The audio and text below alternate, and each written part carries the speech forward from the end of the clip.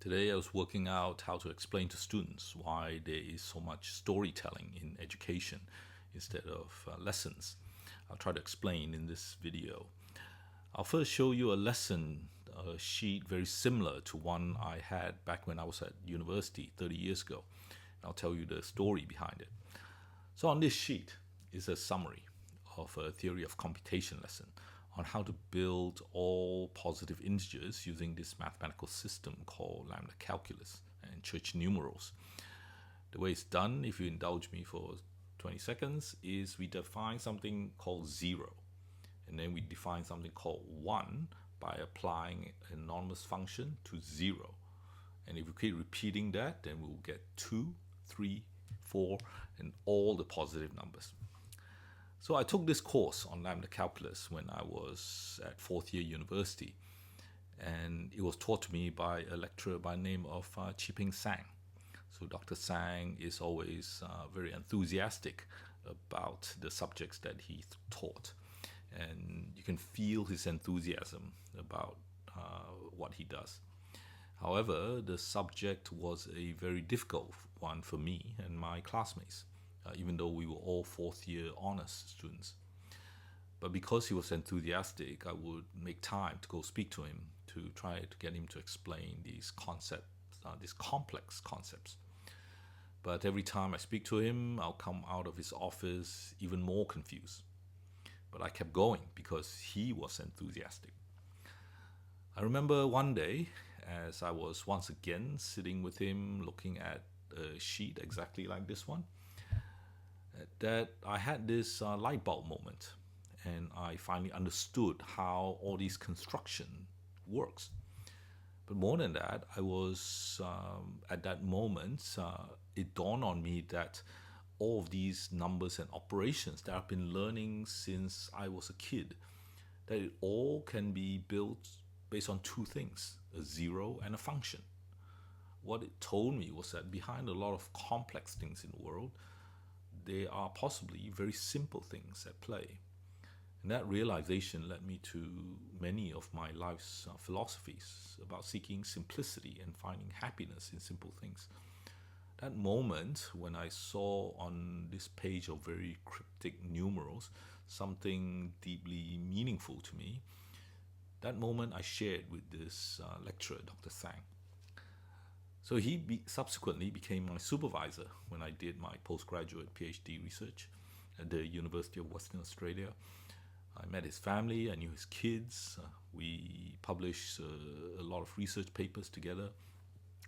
He still talked in cryptic language that I don't always understand, but he was my mentor, and I learned a lot from him about teaching and research, about managing myself as an academic and the life that goes with it, and how to be enthusiastic about the work that I do. So that is my story behind this lesson on lambda calculus. So the point of storytelling and education is this. The learning of what is on this one page is done through lessons. It takes years of formal education to understand and to get anything useful from it, to understand the symbols and the concepts and numerals and the functions and so on. So traditionally, it takes about 15 years, about 12 years of schooling and 3 to 4 years of university to learn this. And these days, with tools available, it can be learned in a shorter time to get to this level. But regardless, the lesson is relevant only for those who reach this level. But to reach a level to be able to understand a page like this, as students these days, you are encountering issues way beyond issues about knowledge and skills and academic requirements. You find yourself overwhelmed by information overload, some of which are misleading and inaccurate. You have fatigue for many choices available without any clarity as to how to compare them. You're burnt out from constant negativity and stress. You're lumped with student debt and with pressures to work and to earn. Every job is full of competition, and relationships are complicated. You feel isolated and alone with mounting mental health issues. The future is so uncertain, and you can't reliably form stable opinions or identities. And everywhere there is social and cultural expectations. There's rapid technological changes. You have to balance multiple responsibilities, and you have to maintain very high motivations, but with limited access to supportive communities. So, how to deal with all of these things cannot be taught through structured lessons, but you can learn them through stories you share with each other. So, when I share my stories, I learn a lot just by telling them. Those of you who heard my story today, each of you will hear different things and you will learn from it what is relevant for you.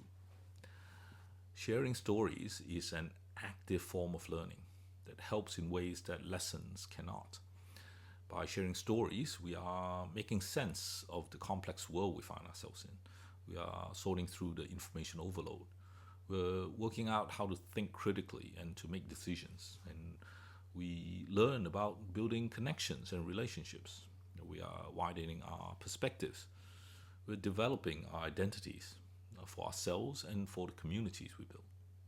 And we're building resilience and enhancing our capacity for good mental health.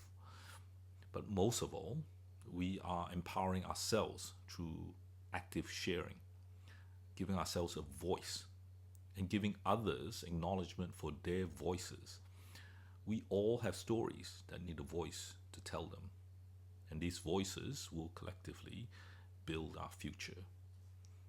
So I hope you learned a bit about lambda calculus in this video, but more than that, I hope you will share in my story and you will share yours, and by us doing so, learn and build our future together.